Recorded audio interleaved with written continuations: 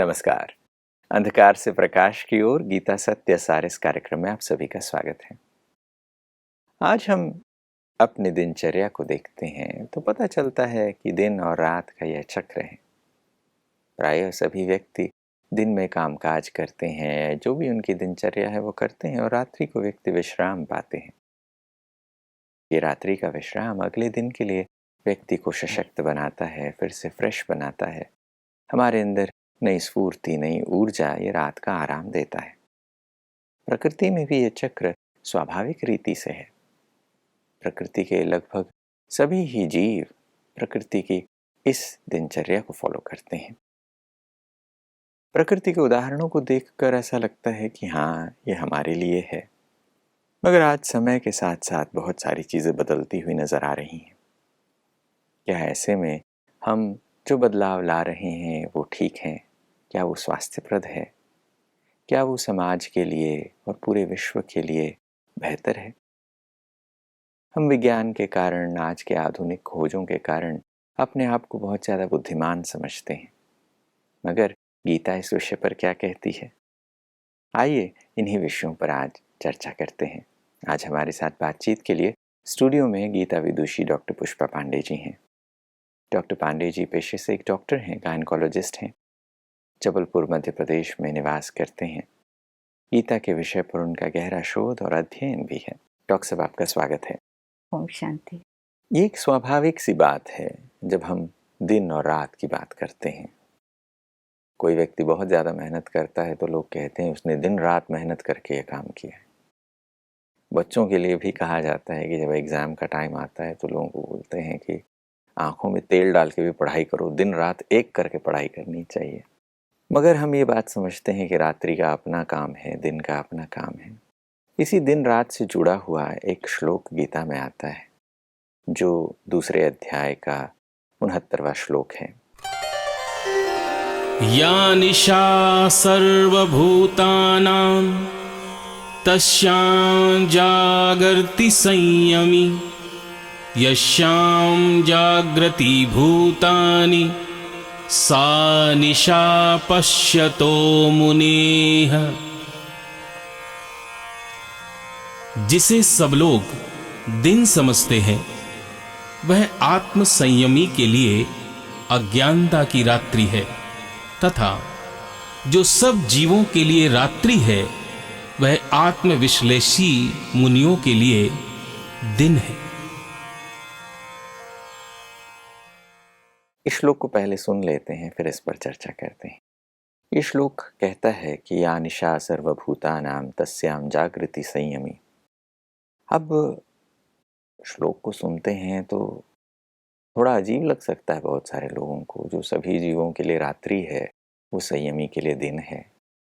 श्लोक का अगला लाइन भी कुछ ऐसी चीज़ें कह रहा है कि इसमें एक विरोधाभास सा नज़र आता है।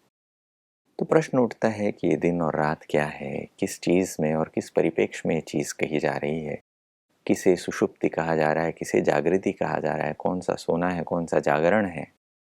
तो ये बात स्पष्ट करें। बहुत ही सुंदर श्लोक भी है और बहुत सुंदर क्वेश्चन है जो आपने पूछा। तो पहली बात तो हमें रात का अर्थ समझना पड़ेगा। यहाँ रात सिर्फ 24 घंटे वाली रात की बात नहीं है, ये उस समय की भी बात है कि जो इस समय कहते हैं ना, कलयुग को क्या दिखाते हैं, काले रंग का दिखाते हैं, मतलब अंधकार के रूप में दिखाते हैं। तो इस रात्रि की भी बात है कि जब कलयुग के समय सारे लोग मटेरियलिस्टिक डिजायर के पीछे फंसे हुए हैं और उसमें ही आनंद का अनुभव कर रहे हैं। लेकिन जब योगी होता है, योगी इन सब चीजों से दूर रहता है, उसे मालूम है कि वास्तव में जागृति क्या है। उसको आत्म जागृति रहती है कि ये जो समय है ये कलयुग का परिवर्तन का समय। तो उसको, क्योंकि कलयुग के बाद सभी को पता है सतयुग आएगा, लेकिन जो कलयुग में कई लोग अज्ञान की नींद में सो रहे हैं, लेकिन योगी जागृत रहता है, उसको अपनी आत्म उन्नति का ख्याल रहता है और उसके ही वाइब्रेशन से ये परिवर्तन आता है। तो एक तो अर्थ ये हुआ, और दूसरा अर्थ दिन रात वाले की भी बात है कि कलयुग में दिन और रात ये दोनों भी बदल गए हैं। वास्तव में ये समय के अनुसार जो रात बनी है वो सोने के लिए बनी है, और दिन बना है वो जागने के लिए। लेकिन आज समय परिवर्तन होता जा रहा है। लोगों ने दिन को रात बना लिया, दिन में सोते हैं, रात में जागते हैं, क्योंकि आजकल जो लाइट जलती है, लाइट के कारण वो समझ में ही नहीं आता है कि दिन है कि रात है। तो ये साइकिल ही बदल गई। तो ये भी इसका तात्पर्य है। आज की चकाचौंध को देख के लोगों को लगता है कि हाँ यही चीज़ें हैं। बहुत सारे लोग ये सोचते हैं रोशनियाँ तो हैं, बिजलियाँ हैं, इतने बड़े बड़े बल्ब हैं, मैचेस वगैरह भी होते हैं, खेल की भी चीज़ें होती, वो भी रात में खेल खेले जा रहे हैं, क्योंकि लग रहा है कि ऑडियंस जो है वो काम करके आएगी, रात को फ्री होगी तो वो ज़्यादा बेहतर इसका आनंद ले सकते हैं इत्यादि। और साथ में लोग एक नए शब्द का भी इस्तेमाल करते हैं, हालांकि नया तो नहीं है, मगर लोग कहते हैं नाइट लाइफ देखने जाते हैं। कि लोगों की एक नाइट लाइफ हो चुकी है, लोग रात को बाहर निकलते हैं, घूमने जा रहे हैं, पार्टी रेस्टोरेंट्स इत्यादि कर रहे हैं, और लोग सोच रहे हैं कि ये रात का समय है, इसका हम भरपूर इस्तेमाल करें, यही हमारे हाथ में, दिन भर तो हमने काम किया है। और फिर अगले दिन जो है दिनचर्या उसकी गड़बड़ हो जाती है, सुबह उठते नहीं हैं। कई लोग तो दोपहर तक सोते रहते हैं कि तब तक उनका जागना नहीं कईयों होता। की दिनचर्या ही 1 बजे से चालू होती है। ये बात समझ में आ रही है कि ये आज के समाज में परिवर्तन देखने को मिल रहा है, और पिछले 20-30 सालों में भारत में ये परिवर्तन, खासकर शहरों में ये परिवर्तन ज़्यादा देखने को मिलता जा रहा है। युवा वर्ग में ये परिवर्तन देखने को मिल रहा है। कई माता पिता अपने बच्चों से, युवाओं से इस बात से वो चिंतित हैं कि ये इनकी क्या लाइफस्टाइल है। ये रात को 1, 2, 3 बजे तक फ़ोन पे लगे रहते हैं, बात कर रहे हैं, या बाहर जा रहे हैं, या घूम रहे हैं, देर रात को घर लौट रहे हैं, और फिर दोपहर तक सो रहे हैं। और ये चिंता वास्तविक चिंता है, और ये एक बढ़ती हुई चिंता का विषय है कि ज़्यादा से ज़्यादा युवा वर्ग इन चीज़ों को करता हुआ आ रहा है। विज्ञान की दृष्टिकोण से, क्योंकि आप पेशे से एक डॉक्टर हैं, तो क्या आप देखते हैं कि ये ठीक है, या शरीर दोनों ही हालातों में ठीक रहता है, या स्वास्थ्य पर इसका क्या प्रभाव है, ये चीज़ देखा जाए? तो आज जो भी कुछ कर रहे हैं वो वास्तव में खुद के लिए भी ठीक नहीं है, और ये प्रकृति के अनुसार भी ठीक नहीं है। तो ये जैसे प्रकृति का चक्र चलता है, उसके हिसाब से शरीर की भी एक साइकिल होती है। इसको हम बायोलॉजिकल क्लॉक कहते हैं। तो बायोलॉजिकल क्लॉक कैसा होता है ये हमें समझना बहुत ज़्यादा जरूरी है। कि जैसे शाम होती है, रात होती है, तो शरीर क्या कहता है कि अब सो जाओ। जब वो रात हुई तो शरीर चूंकि तत्वों से बना है ना, 5 तत्वों से ये शरीर भी है और प्रकृति के तत्व हैं, तो यहाँ पर भी एक मैसेज आता है कि अब आप सो जाओ। क्यों? क्योंकि मेलेटोनिन जो होता है वो रिलीज होने लगता है। ये मेलेटोनिन नाम का जो हार्मोन होता है, जैसे ही अंधेरा होता है वो रिलीज होने लगता है, और वो धीरे धीरे धीरे बढ़ता है, और उसके बाद फिर वो जब सुबह होती है तो कम हो जाता है। मतलब ये मैसेज देता है। तो 10 से 12 तक ये मेलेटोनिन सबसे ज़्यादा रिलीज होता है। मतलब सोने का समय 10 ही होता है। मतलब 9, 10, 10:30 इस समय तक सो ही जाना चाहिए, क्योंकि मैक्सिमम मेलेटोनिन होता है। ये बहुत फायदे वाला हार्मोन होता है, ये बहुत ज़रूरी है हमारे शरीर के लिए। फिर उसके बाद लेकिन अधिकतर लोग क्या करते हैं, अधिकतर लोग उस समय नहीं सोते हैं। उस समय मोबाइल के द्वारा एक तो लाइट आ जाती है तो कंफ्यूज हो जाता है, रात है कि दिन है, तो मेलेटोनिन जो रिलीज होना चाहिए वो गड़बड़ हो जाता है। दिस इज बायोलॉजिकल क्लॉक कि नहीं, अंधेरा है, अब उसको अंधेरा ही रहने दो, और फिर उसके बाद आप सो जाओ। फिर सुबह जैसे ही होती है 3 या 4 बजता है, तो 3 या 4 के बाद मेलेटोनिन कम हो जाता है, और उस समय एक दूसरा हार्मोन, उसको कहते हैं कॉर्टिसोल, वो रिलीज होने लगता है। तो कॉर्टिसोल अब क्या कहता है कि अब जागो। कॉर्टिसोल ये नहीं है कि सिर्फ स्ट्रेस हार्मोन है। वैसे कई लोग समझते हैं कि स्ट्रेस, और yes it is stress hormone. जब कोई विपरीत परिस्थिति आती है, आपको फेस करना पड़ता है, तो कॉर्टिसोल रिलीज हो जाता है। लेकिन नॉर्मल एक्टिविटी के लिए भी कॉर्टिसोल जरूरी है। तो सुबह वो कहता है हार्मोन, अब आप जागो, अब आपकी एक्टिविटी चालू होने वाली है, और ये कॉर्टिसोल धीरे धीरे रिलीज बढ़ता है और मेलेटोनिन कम होता है। तो कॉर्टिसोल जो मैक्सिमम रिलीज होता है ये होता है 9, 10, 11 इस समय। तो इस समय कहते हैं ना कि जब आपको कोई कार्य करना हो तो आप इस समय करो, आपका बहुत अच्छा रहता है। जैसे सुबह आप कोई भी मेडिटेशन करो, वो तो बहुत अच्छा रहेगा ही। साथ में आपको ब्लॉटिंग पेपर को, मन रूपी ब्लॉटिंग पेपर को एब्जॉर्ब करना, इसलिए स्टूडेंट्स को क्या कहा जाता है, सुबह सुबह उठकर पढ़ो, क्योंकि पूरा का पूरा ग्रेस्प हो जाता है। तो ये सब बायोलॉजिकल क्लॉक के अनुसार होता है। यानी ये बात है कि व्यक्ति जब सुबह उठता है, हाँ, सुबह उठते ही उसका मन ब्लॉटिंग पेपर की तरह काम करता है कि बहुत सारी चीजें ग्रास्प करता है, और सवेरे 9, 10, 11 बजे का समय ऐसा है जब वो बहुत ज्यादा प्रोडक्टिव हो सकता है। उस समय पर ज्यादा काम करने की क्षमता है उस समय पर। जी, उस समय सबसे ज्यादा उत्साह रहता है। तो कहते हैं कोई भी आपको अच्छा काम करना हो तो 12 बजे दोपहर के पहले कर लो। और आज क्या होता है, उल्टा हो गया ना, 12 बजे तो लोग उठते हैं। तो बायोलॉजिकल क्लॉक मतलब यही कि आप रात में कब सो, कि 10 बजे सो और इधर 3-4 बजे उठ जाओ, तब तक आपकी नींद भी पूरी हो जाती है। और इतनी ही हमको नींद की आवश्यकता होती है। आजकल नींद के लिए भी, पहले कहते थे बहुत लंबा सोना, 7-8 घंटे सोना, लेकिन अब विज्ञान इस बात को कहता है कि duration is not important, what is important, quality. तो जब हम बायोलॉजिकल क्लॉक के अनुसार रहेंगे तो क्या होगा, हमारी क्वालिटी ऑफ स्लीप अच्छी होगी। और बायोलॉजिकल क्लॉक मतलब यही कि कब रात है और कब दिन है। और फिर रात में भी जैसे बताया कि कब सोना है, कब जागना है, इसके अनुसार चूंकि हार्मोन्स इस तरह से रिलीज होते हैं, तो बहुत जरूरी है कि हम प्रकृति के अनुसार चलें, प्रकृति को डिस्टर्ब ना करें। अपने शरीर की प्रकृति को भी जैसे वो प्रकृति कह रही है, तो हम अपने शरीर की प्रकृति को भी वैसे ही चलाएं जैसा कि कहता है। ये बायोलॉजिकल क्लॉक समझ में आ रहा है। एक तो हम घड़ी तो देखते ही हैं, जिस घड़ी के अनुसार हम काम कर रहे हैं, हम सोच रहे हैं 10 बजे हैं, 11 बजे हैं, ये हमारी घड़ी है। मगर प्रकृति की एक नेचुरल घड़ी है, एक प्राकृतिक घड़ी है, बायोलॉजिकल क्लॉक है जिसके अनुसार शरीर चलता है। अब प्रश्न उठता है कि अगर हम ये जो शरीर की प्राकृतिक घड़ी है, बायोलॉजिकल क्लॉक है, अगर उसके अनुसार नहीं चलते हैं, क्योंकि बहुत सारे लोग लंबे समय से अगर उन आदतों को बिगाड़ देते हैं, जो आजकल होता है कि जैसे मैंने पहले भी कहा कि कई युवा रात को देर रात तक जगे रहते हैं, फिर दोपहर तक सोते रहते हैं, उनका सारा क्लॉक डिस्टर्ब्ड है। ये माता पिता भी समझते हैं।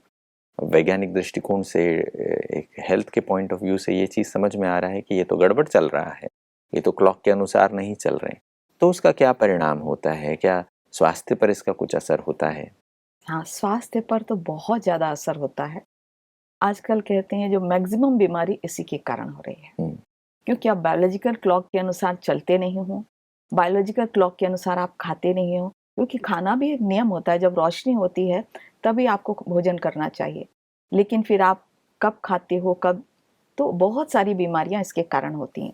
जैसे कहते हैं कि मेलेटोनिन की शरीर को बहुत आवश्यकता होती है। जो मेलेटोनिन हार्मोन कहते हैं ऑन्कोस्टैटिक, मतलब कैंसर को प्रिवेंट करता है। और जब आपने स्टार्ट किया 10 से 12 मैक्सिमम मेलेटोनिन रिलीज होता, उस समय आपने क्या किया, उसको रात को दिन बना दिया, तो कंफ्यूज हो गया ना। तो मेलेटोनिन धीरे धीरे धीरे वो कम हो जाता है। इससे जो कैंसर की बीमारी, बहुत सारी बीमारियां जो हैं वो हो जाती हैं। और दूसरी बात कि आपने ब्लू लाइट इफेक्ट, उसके कारण क्या हुआ कि आना भी चाहिए नींद तो नहीं आती, क्योंकि वो दिन समझ रहा है। तो इंसोम्निया, तो emotional problem, mental problem, depression और जितनी भी प्रॉब्लम स्टार्ट होती हैं, कैसे स्टार्ट होती हैं, जब नींद नहीं आएगी। जब नींद आएगा नहीं तो जो मैक्सिमम बॉडी की जो रिपेयर होती है वो कब होती है, रात में होती है। और रात में जब वो रिपेयर हो ही नहीं पाएगा, बॉडी रिपेयर नहीं हो पाएगा, तो जब आप सुबह उठेंगे तो आपको बहुत थकान सी महसूस होगी, धीरे धीरे आपकी वर्किंग कैपेसिटी भी कम हो जाएगी। तो बहुत सारी बीमारियां जो हैं इसके कारण धीरे धीरे ये बढ़ती जा रही हैं। तो स्वास्थ्य पर तो इसका असर होता ही है, शरीर पर भी असर होता है, मन पर भी असर होता है, और बाकी फिर समाज में तो उसका असर होता ही है, क्योंकि सब एक दूसरे से जुड़े हुए हैं। तो एक को हुआ तो फिर वो दूसरे में सारा फैलता जाता है। अब ये बात समझ में आती है कि ये जो बायोलॉजिकल क्लॉक है, ये जो हमारी दिनचर्या है, ये प्रकृति के अनुकूल, प्रकृति के अनुसार होने से हम स्वस्थ रहते हैं। अगर हम उसके साथ छेड़छाड़ करते हैं या प्रकृति के विरुद्ध या अपने इस बायोलॉजिकल क्लॉक के विरुद्ध अगर हमारी दिनचर्या हो जाती है या रात्रिचर्या भी हो जाती है, तो ये शरीर के लिए हानिकारक है और ये एक लॉन्ग टर्म में हमें बीमार कर सकता है। ये बात समझ में आ रही है। अब प्रश्न उठता है कि जब हम इन बातों को समझते हैं तो इसको कैसे सुधारा जाए। ये तो समझ में आ गया, ये समस्या है। अब इसको सुधारने की जब बात आती है तो कैसे इसको सुधारें, दिनचर्या अच्छी रहे, हमारी बुद्धि मन शांत रहे, इसके लिए प्रश्न उठता है कि किन चीज़ों का सुधार आवश्यक है। इसमें वही हमें डेली रूटीन पर ध्यान देना होगा। पहले तो ये समझना ही पड़ेगा कि अगर हम बायोलॉजिकल क्लॉक के अनुसार नहीं रहते हैं तो हमारे शरीर को नुकसान है, मन को भी नुकसान है और हम अपने गोल को अचीव नहीं कर सकते हैं। तो उसके लिए हम जैसे पहले जो कार्य करते थे, जैसे मान लो हमारी आदत है उठने की, लेट उठने की आदत, तो एकदम से आप अगर जल्दी उठते हो, बहुत घंटों का, कोई 11 बजे उठता है ना, अभी मान लो उठता है, क्योंकि बहुत सारे आजकल आप युवा वर्ग देखो तो सबसे ज़्यादा यही है कि वो 11 बजे से पहले उठते ही नहीं है। तो अगर मान लो आप 11 बजे उठते हो तो आप आधे घंटे धीरे धीरे धीरे कम करो, आधे घंटे। और इधर रात में जो है जितना लेट सोते थे उसके पहले थोड़ा पहले सो, तो आपका जो ड्यूरेशन है वो उतना ही बना रहेगा, एकदम से डिस्टर्ब नहीं होगा। यानी अगर मैं देर रात को 1 बजे सो रहा हूँ और मैं 11 बजे उठ रहा हूँ तो मैं सोने के टाइम को पहले थोड़ा 12:30 सो जाऊं, फिर सुबह 10:30 बजे उठ जाऊं और फिर थोड़े दिन बाद मैं 12 बजे सो जाऊं और फिर सुबह 10 बजे उठूं और धीरे धीरे उस क्लॉक को वापस सेट करता जाऊं, जल्दी सो और जल्दी उठने की तरफ जो है वो सेट हो जाता है। तो पहले ये करें। फिर दूसरा जो हमेशा कहते हैं कि भाई डिजिटल उससे थोड़ा सा, क्योंकि वही सबसे ज्यादा डिस्टर्ब करता है, ये रूटीन को डिस्टर्ब करता है, बायोलॉजिकल क्लॉक को डिस्टर्ब करता है। तो ये आप आदत डालें कि सारे दिन में आपको जो भी पढ़ना है, जो भी कार्य करना है आप करो, लेकिन रात में और दिन में एटलीस्ट जो आपकी आदत थी अब उसको आप छोड़ दो, कि 1 घंटे पहले जो है उसको रात के पहले भी हटा दो, सुबह भी हटा दो। फिर उसके बाद डाइट का भी और ये प्रकृति की जो लाइट है उसका बड़ा असर होता है।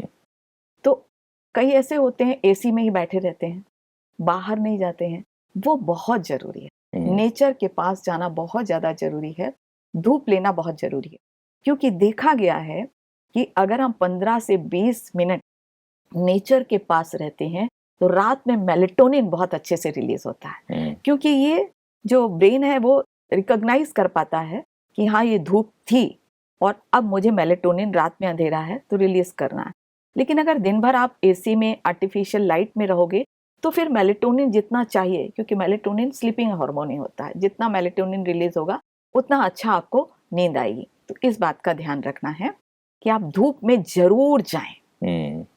वैसे तो मेडिकल पॉइंट ऑफ व्यू से विटामिन डी डेफिशिएंसी भी इसी कारण होती है, क्योंकि हम धूप में नहीं जाते हैं, बाहर नहीं जाते हैं, बाहर ऑक्सीजन भी बहुत अच्छा रहता है। तो वो फिर डाइट का बड़ा असर होता है। तो डाइट में ऐसा देखा गया है, वेजिटेबल फ्रूट्स में ट्रिप्टोफैन, जो ट्रिप्टोफैन रिलीज होता है, और ट्रिप्टोफैन जो होता है वो सीरोटोनिन, एक सीरोटोनिन जो हार्मोन होता है, डिप्रेशन वगैरह होता है ना, उसमें सीरोटोनिन कम हो जाता है।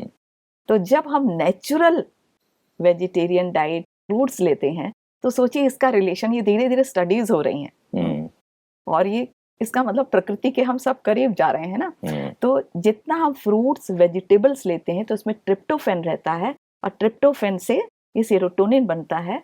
कई फ्रूट्स ऐसे होते हैं जिससे कि मेलेटोनिन भी बढ़ता है। तो जब हम ये लेते हैं तो दिन में हम ये दिन में ध्यान रखें कि हम कितना इसको ले रहे हैं, क्योंकि अभी तक फास्ट फूड का जमाना हो गया ना। तो इससे जो नींद भी अच्छी आती है, हमारा रूटीन भी अच्छा रहता है, मन भी ठीक रहता है। और बीच बीच में जब मेडिटेशन हम करते हैं तो सुबह और शाम खास मेडिटेशन करें, तो ये जो नेचुरल जो हार्मोन्स होते हैं ये रिलीज होते हैं, हमारा मन भी शांत रहता है, बुद्धि का डिसीजन भी ठीक रहता है और नींद भी अच्छे से आती है कि सारा हम अपने लाइफ को खुशनुमा बना सकते हैं।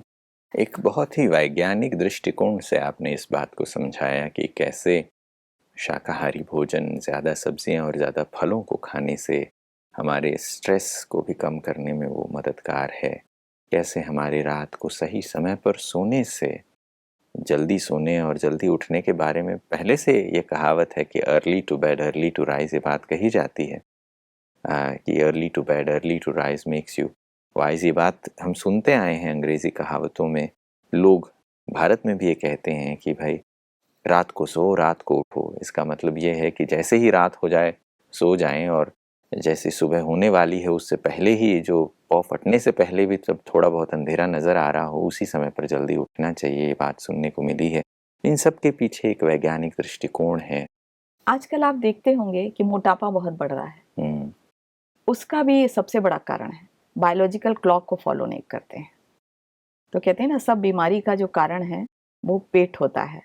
तो चूंकि ये जो हॉर्मोन्स होते हैं वो डिस्टर्ब हो जाते हैं, तो उसके कारण वो खाना भी आपका डिस्टर्ब हो जाता है और उससे फिर मोटापा आजकल इसीलिए देखने मिल रहा है। अगर बायोलॉजिकल क्लॉक के अनुसार हम उठते हैं, सोते हैं, तो अपने आप ही हमारा जो बॉडी वेट है वो मेंटेन रहता है। ये बहुत बड़ा फायदा होता है। जी, ये बहुत सारी अच्छी चीज़ें आज समझ में आई हैं कि गीता जिस चीज़ को कह रही है उसके अनुसार जीवन के लिए भी, ये जो हमारा शारीरिक भौतिक जीवन में भी हमें बहुत सारी चीज़ें ध्यान रखने की आवश्यकता है और उस सुधार से व्यक्ति एक शांत मन, एक बेहतर जीवन जी सकता है, एक स्ट्रेस फ्री लाइफ जी सकता है, एक स्वस्थ जीवन जी सकता है। समय को देखते हैं और रुकते हैं, मगर आज आप आए और इन विषयों पर जो ज्ञान के बिंदु थे उन पर प्रकाश दिया, इसके लिए आपका बहुत बहुत धन्यवाद। नमस्कार। ओम शांति। दोस्तों, आज की चर्चा में ये बात समझ में आई है कि व्यक्ति आज सुख शांति वाला जीवन बिताना चाहता है, मन की शांति चाहता है, अच्छा स्वास्थ्य चाहता है। उसके लिए गीता मार्गदर्शन देती है। ये सब वैज्ञानिक दृष्टिकोण से स्थापित चीज़ें हैं। हम प्रकृति के साथ सामंजस्य में चलें, सही समय पर सोएं, सही समय पर उठें। इन सभी प्राकृतिक चक्रों के अनुसार जब हम अपने आप को चलाएंगे तो हम सुखी रहेंगे, स्वस्थ रहेंगे, मन शांत चित्त रहेगा। आज की चर्चा में बस इतना ही। अगले एपिसोड में फिर मुलाकात होगी। तब तक के लिए नमस्कार।